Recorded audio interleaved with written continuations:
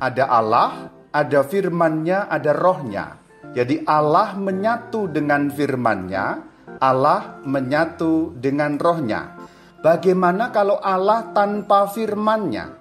Jawabannya jelas, Allah yang tanpa firman itu Allah yang tidak punya kuasa. Karena kuasa penciptaan Allah ada dalam firman-Nya. Ketika Allah menciptakan, itu menggunakan firman-Nya. Berfirmanlah Allah, jadilah ini, maka jadi. Jadi Allah tanpa firman, Allah yang tidak punya kuasa apapun. Sebab kuasa Allah, dayanya Allah ada dalam firman-Nya. Kemudian kalau Allah tanpa firman juga tidak bisa memberi wahyu kepada manusia. Tidak bisa memberi petunjuk. Gampangnya dalam bahasa simpel, Allah bisu.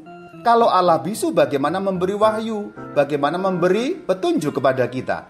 Jadi itu kalau Allah tanpa firman. Selanjutnya kalau Allah tanpa roh bagaimana? Ada firman tapi tanpa roh. Padahal roh adalah daya kehidupan. Maka kalau Allah tanpa roh, Allah tidak ada bedanya dengan batu, patung, kayu, apapun benda mati. Jadi Allah tanpa firman tidak punya kuasa. Allah tanpa roh tidak hidup, berarti mati. Sekarang bayangkan kalau Allah tanpa firman, tanpa roh.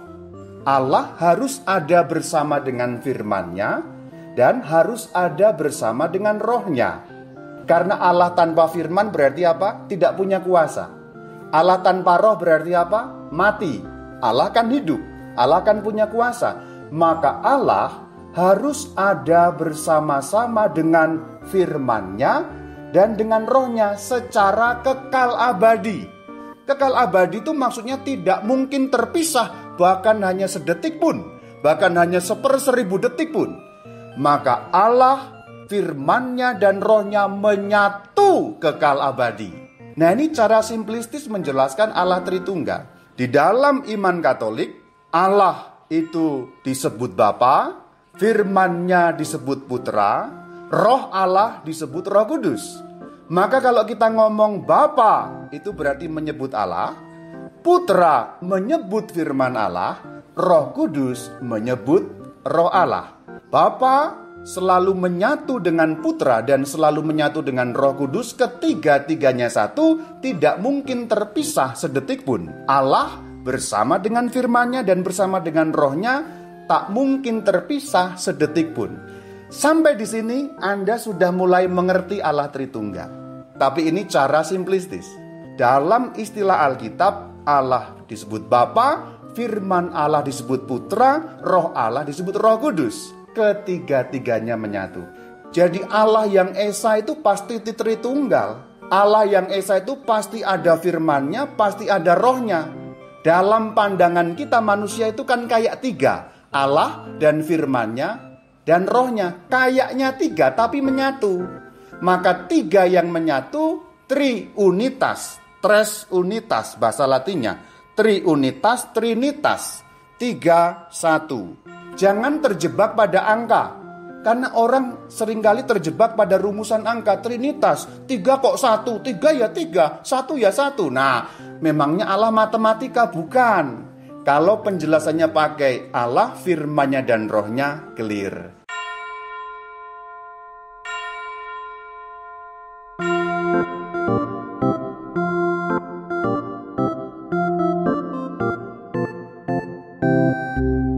Kejadian 1 ayat 1, 2, dan 3. Pada mulanya Allah menciptakan langit dan bumi.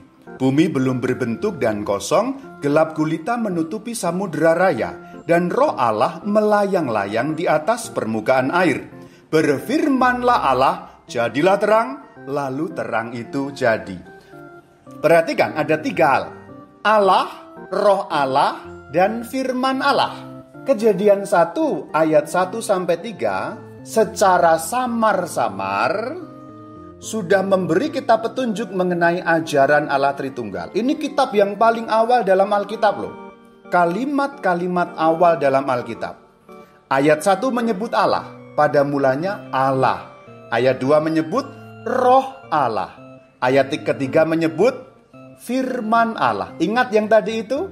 Allah bersama dengan firman-Nya, bersama dengan roh-Nya. sudah samar-samar. Memang belum terlalu jelas, tetapi sudah ada sedikit petunjuk mengenai iman kepada Allah Tritunggal. Kejadian 1 ayat 26 dan 27 saya bacakan.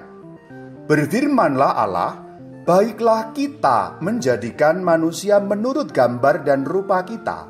Maka Allah menciptakan manusia itu menurut gambarnya dan seterusnya. Perhatikan ayat 26. Kita. Tapi ayat 27 nya dalam arti tunggal. Kita itu tunggal atau jamak? Jamak. Kita yang dimaksud itu apa? Beberapa menafsirkan itu malaikat. Kalau malaikat tidak mungkin, karena kata-kata lanjutannya adalah menurut gambar dan rupa kita. Malaikat itu ciptaan. Manusia tidak mungkin diciptakan menurut gambar dan rupa malaikat, karena malaikat sama-sama ciptaan. Ada yang menafsirkan itu bala tentara surga alias malaikat. Jadi Allah sedang berbicara kepada malaikat, tapi tafsiran itu pasti tidak tepat karena gambar dan rupa kita. Nah, ini sudah mulai ada sedikit samar-samar gambaran atau petunjuk mengenai iman Allah Tritunggal. Kita yang di situ Allah, firman-Nya dan Roh-Nya. Allah Tritunggal, tetapi masih dalam kalimat yang samar-samar alias belum jelas. Nanti makin kita buka Alkitab lebih jelas lagi. Matius 28 ayat 19. Yesus berkata, karena itu pergilah, jadikanlah semua bangsa muridku dan baptislah mereka dalam nama Bapa dan Putra dan Roh Kudus dan ajarlah dan seterusnya. Oh ya, catatan kecil. Sebenarnya terjemahan LAI itu menerjemahkan anak, tetapi saya akan selalu mengubah dengan terjemahan putra. Ada alasannya. Anak itu masih ambigu karena ada gender laki-laki, ada gender perempuan. Padahal dalam bahasa aslinya, yaitu dalam bahasa Yunani berbunyi Wios. Terjemahan Latinnya Filius. Filius itu laki-laki gendernya.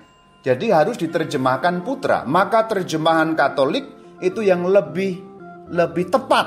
Kalau diterjemahkan anak kurang tepat, karena anak itu masih bernada dua.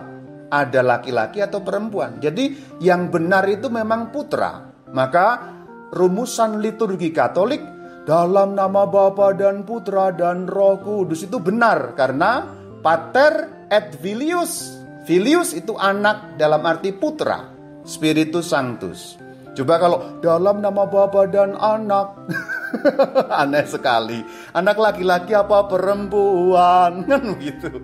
Anak laki-laki dalam arti harafiahnya Filius ya. Maka kalau ada terjemahan anak langsung aku ubah putra. Dan terjemahan ini dapat dipertanggungjawabkan. Perhatikan lagi Bapa, Putra, Roh Kudus. Lebih jelas lagi. Bahkan di dalam ayat ini nama Allah Tritunggal, Bapa, Putra, Roh Kudus disebut satu rangkai. Tetapi perhatikan kata nama. Dalam nama, bukan dalam nama-nama. Bapa, Putra, Roh Kudus. Jadi yang tampaknya tiga itu satu. Dalam nama, bukan dalam nama-nama. 1 Yohanes, surat pertama Yohanes, bab 5 ayat yang ke-7. Sebab ada tiga yang memberi kesaksian di dalam surga. Bapa, Firman, dan Roh Kudus. Jelas sekali. Jadi Matius 28 ayat 19 dan surat pertama Yohanes 5 ayat 7 jelas sekali. Saya gabungkan sekarang supaya memperjelas Anda. Bapanya sama, Putra dan Firman berarti sinonim, menyebut hal yang sama. Roh Kudus sama. Berarti Putra dan Firman itu menyebut hal yang sama. Istilah Putra dalam Injil Matius dan istilah Firman dalam surat pertama Yohanes itu menyebut hal yang sama. Sinonim, hanya kata yang dipakai berbeda. Ini bukti pertama. Itu bisa dipertanggungjawabkan secara alkitabiah karena ada ayat lain sebagai pendukungnya, saudara-saudari. Sekarang Allah Sang Bapa. Allah itu Esa. Dalam iman Katolik, dalam iman Kristen, yang mewarisi iman Yahudi. Kita harus ingat, iman Kristen itu sebagian imannya adalah imannya agama Yahudi. Mengenai Allah yang Esa, itu kita warisi dari imannya agama Yahudi. Orang Yahudi sudah mengenal Allah yang Esa.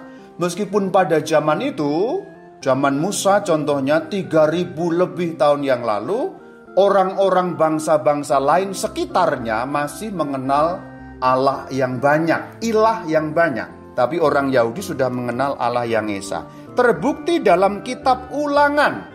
Kitab Ulangan ini kan kitab yang menceritakan zaman Musa. Musa hidup 1250 tahun sebelum Tuhan Yesus. Kira-kira kalau diukur dari zaman kita, ayat ini menceritakan 3.250 tahun yang lalu kira-kira. Berarti orang Yahudi sudah mengenal Allah yang Esa sejak sekurang-kurangnya 3.250 tahun yang lalu, sejak zaman Musa. Ulangan 6 ayat yang keempat. Shema Yisrael, Adonai Eloheinu, Adonai Echad. Nah, Echad itu Esa. Shema, dengarlah. Yisrael, Israel. Adonai, Tuhan. Eloheinu, Allah kita. Adonai Echad, Tuhan itu Esa. Maka iman ini pun juga menjadi imannya orang Kristen yang satu, kudus, katolik, dan apostolik. Sekarang perjanjian baru, 1 Timotius 2 ayat 5. Karena Allah itu Esa, dan seterusnya. Esa, karena perjanjian baru itu bahasa Yunani, itu berbunyi Heis. Lanjut, Yudas 1:25. Allah yang Esa, juru selamat kita, dan seterusnya. Esa di situ mono. Mono artinya satu, berarti Allah yang satu, Allah yang Esa. Yakobus 2 ayat 19. Engkau percaya bahwa hanya ada satu Allah. Itu berbunyi Heis dalam bahasa aslinya. Jadi jelas iman kepada Allah yang Esa sangat jelas dari Alkitab. Nah, Allah yang Esa itu sering disebut Bapa. Sering disapa dengan sapaan Bapa. Itu apakah khas perjanjian baru, Rama? Tidak khas perjanjian baru. Karena perjanjian lama sudah menyebut Allah yang Esa itu Bapa. Perhatikan Ulangan. Lagi saya kutip Ulangan. Berarti ini berasal dari 3.250 tahun yang lalu kan? Artinya sekurang-kurangnya 3.000 tahun yang lalu orang Yahudi sudah menyebut Allah yang Esa itu Abba atau Bapa. Bukankah ia Bapamu? Dalam bahasa asli berbunyi Abika. Abika Bapamu. Allah. Ini bicara mengenai Allah. Sekarang 2 Samuel 7 ayat 14. Beginilah firman Tuhan semesta alam. Aku akan menjadi Bapanya. Lebih jelas lagi. Allah yang Esa disebut Bapa. Mazmur 89 ayat 27. Bapakku engkau, Allahku. Jadi Allah yang Esa disebut Bapa sangat jelas. Ini semua perjanjian lama. Berarti perjanjian lama sudah punya sebutan Bapa untuk Allah yang Esa. Ini masih perjanjian lama, Maleaki. Bukankah kita sekalian mempunyai satu Bapa, satu Allah? Nah, Ab atau Abba. Itu jelas sekali. Oleh Sang Kristus, Allah yang Esa itu pun disebut Bapa. Ini sebenarnya bukan penemuan baru. Baginda Yesus hanya menggarisbawahi atau menegaskan atau lebih mempopulerkan lagi. Sebab memang dalam perjanjian lama Allah sudah disebut Bapa, tapi sebutan itu kurang populer. Biasanya kan disebutnya Allah yang maha tinggi, Allah yang maha tinggi, Allah yang perkasa, yang gitu-gitu. Perjanjian lama itu sukanya yang dahsyat-dahsyat biasanya. Maka istilah atau sebutan Bapa agak kurang populer di kalangan orang Yahudi atau perjanjian lama. Nah, Sang Kristus tanda petik mempopulerkan.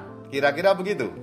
Maka dalam perjanjian baru, Sang Kristus kalau menyebut Allah selalu Bapa. Menggarisbawahi Jadi Sang Kristus bukan menciptakan istilah, tapi lebih merupakan garis bawah, mempertegas sebutan yang sudah ada, mempopulerkan sebutan yang kurang populer sebelumnya. Allah yang Esa disebut Bapa. Di mana itu? Matius 5 ayat 48. Karena itu haruslah kamu sempurna sama seperti Bapamu. Saya kutip 4 Injil semua biar lengkap. Sekarang Markus, sama. Markus 11:25. Dan jika kamu berdiri untuk berdoa, ampunilah dahulu supaya Bapamu. Lukas 10 ayat 21 sama, Pater. Yohanes 20 ayat 21. Kata Yesus sekali lagi, damai sejahtera bagi kamu. Sama seperti Bapa. Jadi Allah yang Esa disebut Bapa oleh Sang Kristus. Jelas dalam keempat Injil. Tidak hanya 4 loh ya. Kalau mau kita cari banyak sekali. Dan lebih jelas lagi di dalam doa Bapa kami. Itu sangat jelas. Jadi ini sekarang pit stop alias kesimpulan kecil. Oleh Sang Kristus, baginda Yesus, Allah yang Esa disebut Bapa. Nah, di sini sangat jelas kalau kita mendoakan doa Bapa kami. Jadi kalau ada pertanyaan, kenapa sih nggak disebut Allah begitu saja? Atau ya Allah gitu saja, kenapa sih harus repot-repot? Agama Katolik itu menyebut Bapa. Kenapa sih harus bikin-bikin? Jangan salah, ini bukan bikin-bikin. Tetapi ini ajaran dari siapa? Baginda Yesus. Ajaran Sang Kristus sendiri. Karena Sang Kristus mengajarkan demikian, murid-muridnya termasuk kita hari ini pun menyebut demikian. Karena Sang Kristus menyebut Allah yang Esa itu Bapa, maka iman Katolik juga menyebut Allah itu Bapa. Jadi bukan ngarang. Bercandanya begini, ini bercanda loh, jangan dianggap serius. Ya dulu diajarkannya nyebutnya Bapa. Seandainya nyebutnya Tante, ya kita sekarang nyebutnya Tante gitu. Atau Pak D, ya Pak D. Coba bayangkan kalau dulu Yesus Kristus ngajari nyebut Allah yang Esa itu ya Pak D gitu.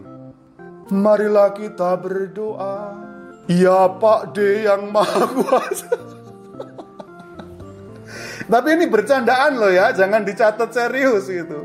Atau kalau seandainya dulu ngajarinya nyebut Tante, ya kita sekarang juga ya Tante juga. Marilah kita berdoa, ya Tante. Pendek kata, istilah atau sebutan Bapa bukan karangan gereja Katolik, tetapi diajarkan oleh Sang Kristus. Clear ya?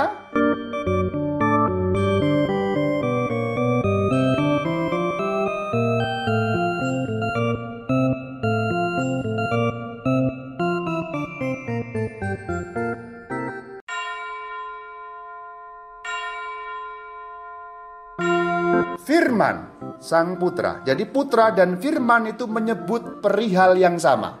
Ini ayat kuncinya untuk memahami di Yohanes bagian awal. Pada mulanya adalah Firman.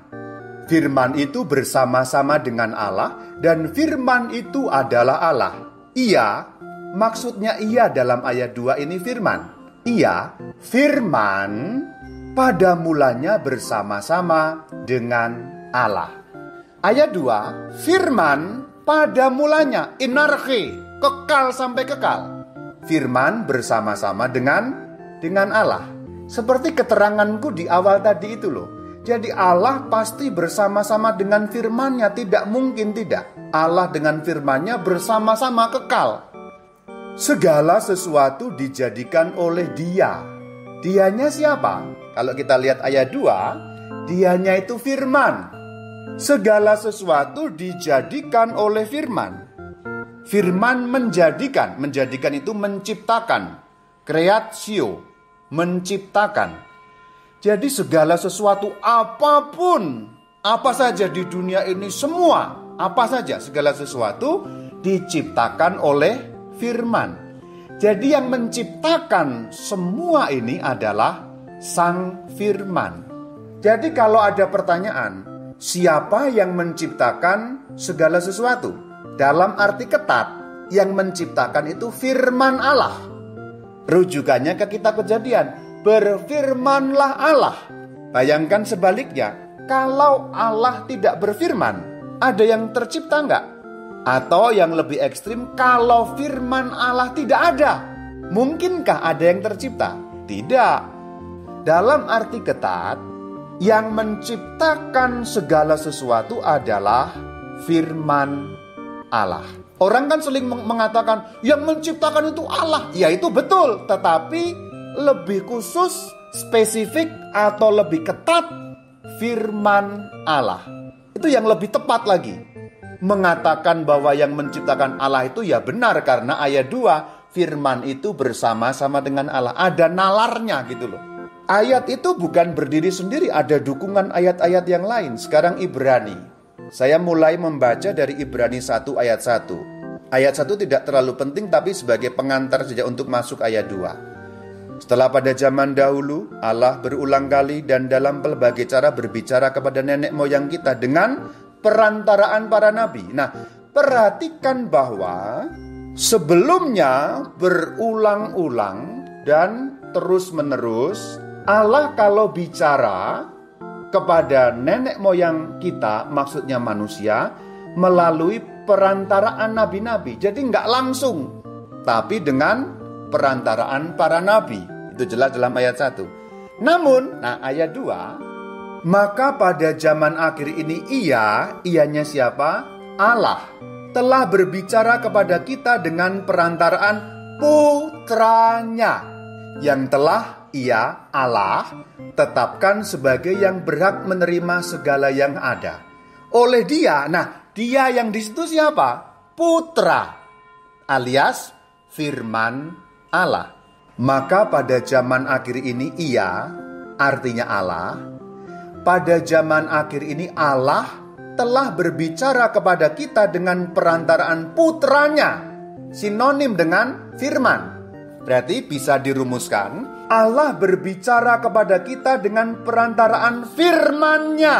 Oleh Dianya siapa? Putra.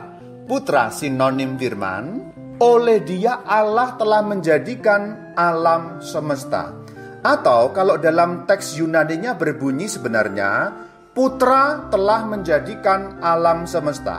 Terjemahan bahasa Indonesia malah justru agak mengaburkan. Secara literal, teks Yunaninya berbunyi, Dia telah menjadikan alam semesta. Tapi Dia yang dimaksud Putra. Putra itu siapa? Firman Allah. Jadi ayat dalam Yohanes tadi, bahwa yang menciptakan segala sesuatu adalah firman Allah, ada dukungan ayatnya dalam Ibrani 1 ayat 2. Jelas. Sekarang saya gabungkan. Segala sesuatu dijadikan oleh Dia. Dianya siapa? Firman. Berarti segala sesuatu dijadikan oleh firman. Firman Allah maksudnya. Ibrani 1 ayat 2. Dianya di situ siapa? Putra. Putra itu sebutan untuk firman. Putra telah menjadikan alam semesta. Jadi yang menciptakan alam semesta, yang menjadikan segala sesuatu itu siapa? Firman Allah, atau yang diberi sebutan Putra. Matius 28:19. Bapa, Putra, Roh Kudus. 1 Yohanes 5 ayat 7. Bapa, Firman, Roh Kudus. Maka jelas Putra sama dengan Firman, Firman sama dengan Putra. Lebih diperjelas lagi, sandingkan Yohanes 1 ayat 3 dan Ibrani 1 ayat 2. Firman menjadikan segala sesuatu, Firman menjadikan alam semesta. Putra sama dengan Firman, Firman sama dengan Putra. Maka kalau dirumuskan begini, oleh Alkitab, Firman disebut Putra. Sekali lagi di sini kita harus tahu, sebutan Putra bukan karangan gereja Katolik, tapi itu ajaran dalam Alkitab. Maka kalau gereja Katolik menyebut Putra, itu karena memang tercantum dalam Alkitab, diajarkan dalam Alkitab. Jadi bukan bikin-bikinan ajaran Katolik. Maka ini pit stop yang kedua, kesimpulan kecil berikutnya. Oleh Alkitab, Firman disebut Putra. Jadi sebutan Putra karena Alkitab mengajarkan demikian. Alkitab itu kan wahyu Allah, berarti Allah mewahyukan demikian. Kalau Alkitab sebagai wahyu Allah menyebut demikian, berarti Allah ingin sebutan itu kita pakai. Bapa diajarkan oleh Sang Kristus, Putra sebutannya diajarkan oleh Alkitab.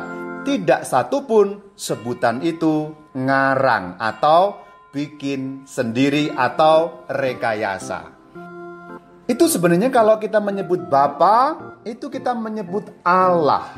Putra menyebut firman-Nya Allah. Mungkin masih ada yang kebingungan, loh kok harus dibedakan? Dua itu, Allah dan firman-Nya kan menyatu. Kenyataannya, keduanya menyatu tapi dapat dibedakan. Sekarang saya pakai analogi, nggak usah ngomongin Allah dulu yang nggak kelihatan. Ngomongin yang kelihatan saja. Rama, Bayu. Saya Bayu dan firman. Ya sebenarnya firman itu kan perkataan. Saya sebut firman supaya gampang menggambarkan. Yang sedang Anda dengar itu Bayu atau firman-Nya Bayu. Bayu dan firman-Nya Bayu menyatu tak terpisahkan. Tetapi bisa dibedakan. Allah dan firman-Nya Allah menyatu tapi bisa dibedakan. Bukan terpisah, bisa dibedakan. Dalam pandangan kita manusia seperti ada dua, Bayu dan firman-Nya Bayu, Allah dan firman-Nya Allah. Oleh Sang Kristus, Allah yang Esa disebut Bapa. Oleh Alkitab, firman, maksudnya firman-Nya Allah, disebut Putra. Maka kalau menyebut Bapa, maksudnya Allah, menyebut Putra, maksudnya firman. Kenapa sebutan dipakai? Karena diajarkan demikian oleh Sang Kristus dan tertulis jelas dalam Alkitab. Sekarang Yesus ada di mana? Kita kan baru ngomongin Allah dan firman-Nya. Mungkin kalau ngomongin Allah dan firman-Nya cukup jelas. Tapi kalau ngomongin Yesus, orang belum langsung jelas. Siap-siap, ayat yang tadi, ini juga ayat kunci.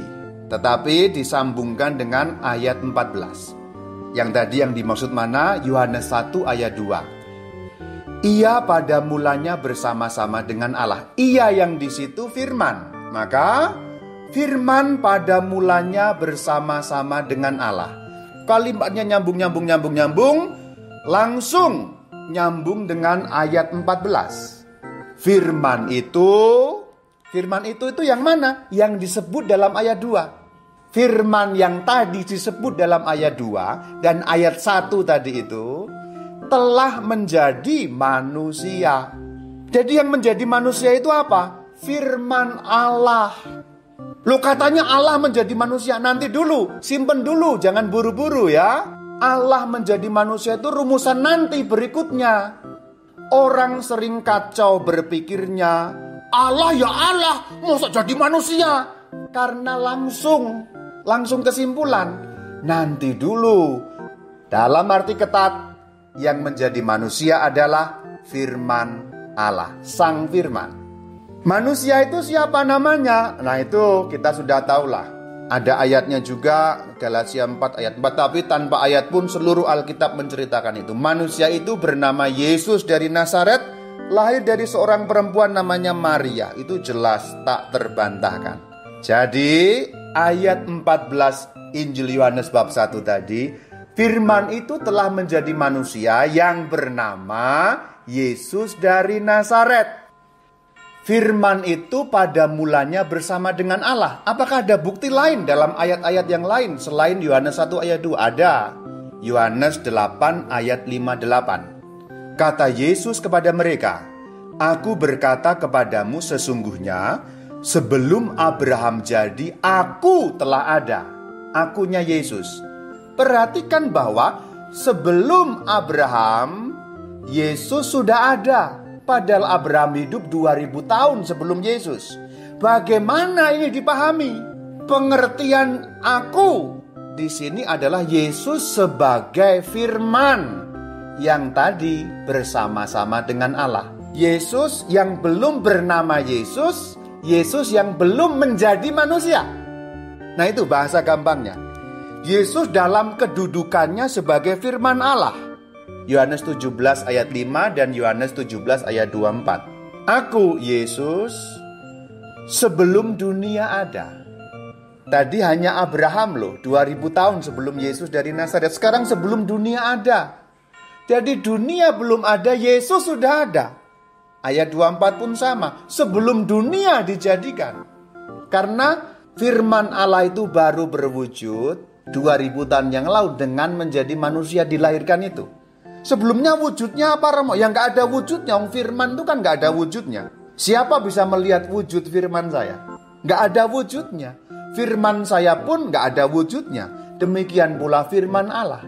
Tidak berwujud jasmani maksudnya, tapi sudah ada. Sebagai kesimpulan kecil berikutnya, Yesus Kristus adalah firman Allah yang menjadi manusia.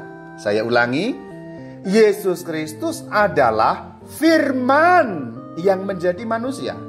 Tetapi mengingat bahwa firman adalah Allah, maka bisa dikatakan Yesus Kristus adalah Allah. Jadi itu ada runutannya.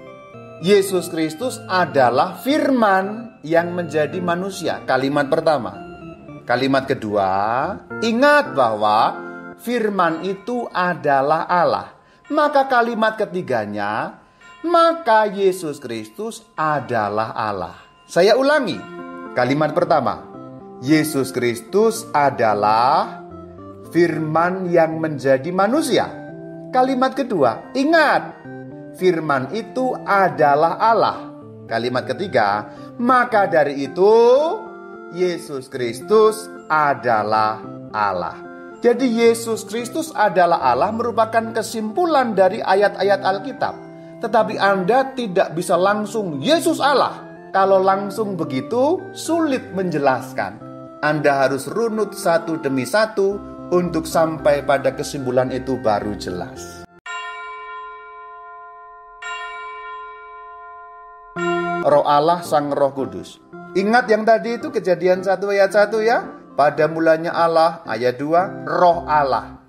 Nah, Roh Allah itu yang disebut Roh Kudus. Jadi sebutan Roh Kudus itu gampang. Roh Kudus itu siapa? Roh Allah. Loh, kok begitu? Ya ada ayatnya. Yohanes 14:26. Tetapi penghibur, yaitu Roh Kudus. Nah kan? Yohanes 14 ayat 26, Roh Kudus.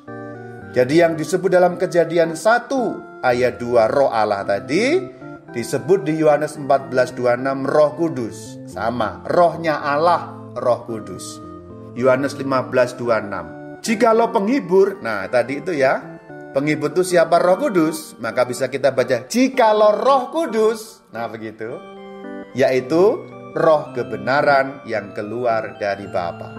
Maka untuk Roh Kudus saya nggak berpanjang-panjang karena cukup mudah dipahami. Maka oleh Alkitab Roh Allah disebut Roh Kudus.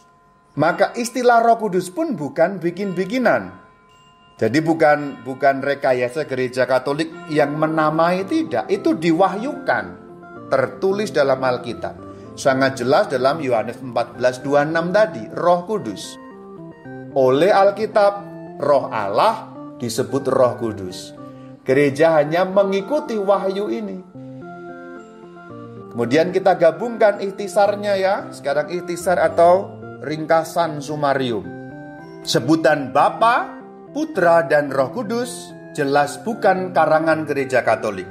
Gereja Katolik hanya menggunakan persis seperti yang diwahyukan. Kalau Allah mewahyukan demikian, berarti Allah menghendaki kita menggunakannya. Jelas tertulis dalam Alkitab bahwa Sang Kristus baginda kita selalu menyebut Allah dengan sebutan Bapa. Maka oleh Sang Kristus Allah yang Esa disebut Bapa. Jelas. Oleh Alkitab firman-Nya Allah, firman disebut Putra. Oleh Alkitab pula rohnya Allah disebut Roh Kudus. Maka dalam arti simplistis, gampang untuk dipahami saja, untuk pemahaman Anda sendiri. Kalau kita mengatakan dalam nama Bapa dan Putra dan Roh Kudus, kenapa harus pakai istilah begitu? Karena istilah itu diwahyukan. Itu jawabannya. bukan karangan tapi diwahyukan. Itu sama dengan mengatakan dalam nama Allah yang bersama firman-Nya, yang bersama rohnya, kekal abadi, menyatu selama-lamanya, tak terpisahkan sedikit pun juga. Panjang kan? Kalau mau pakai kalimat singkatnya, dalam nama Bapa dan Putra dan Roh Kudus. Jadi tanda salib kita itu memuat ajaran yang luar biasa dalam, penjelasan yang berlapis-lapis yang kupasannya Anda dengar tadi ini. Maka sekarang mulai detik ini, kalau Anda mengucapkan Bapa, Putra, Roh Kudus baik dalam tanda salib maupun dalam kemuliaan, khidmatlah, hormatlah, hayatilah. Bahkan kalau Anda mengucapkan kemuliaan, ini kebiasaan gereja Katolik yang sayangnya dilupakan dan diabaikan oleh orang Katolik. Doa kemuliaan harus diucapkan dengan membungkukkan badan. Dimanapun Anda ketemu doa kemuliaan, bungkukkan badanmu. Kemuliaan kepada Bapa dan Putra dan Roh Kudus. Karena ini inti iman kita. Kita menyembah Allah Tritunggal itu. Kita menyembah Tritunggal yang Maha Kudus. Dogma Tritunggal bisa dijelaskan dengan simpel. Namun ada catatannya. Ini merupakan semacam pengantar saja. Jangan menganggap ini sudah sepenuh-penuhnya kekayaan makna dikupas. Belum. Paling kurang tujuanku adalah saudara tidak bingung lagi dengan imanmu sendiri. Mulai hari ini saudara yakin iman Tritunggal, dogma Tritunggal itu masuk akal semasuk-masuknya. Allah yang Esa itu pasti Tritunggal. Allah itu Bapa, firman-Nya itu Putra, rohnya itu Roh Kudus. Hanya dinamai gitu loh, diberi istilah. Dan istilahnya pun bukan buatan orang, tetapi diwahyukan dari Allah sendiri. Kemuliaan kepada Bapa dan Putra dan Roh Kudus, seperti pada permulaan, sekarang, selalu, dan sepanjang segala abad.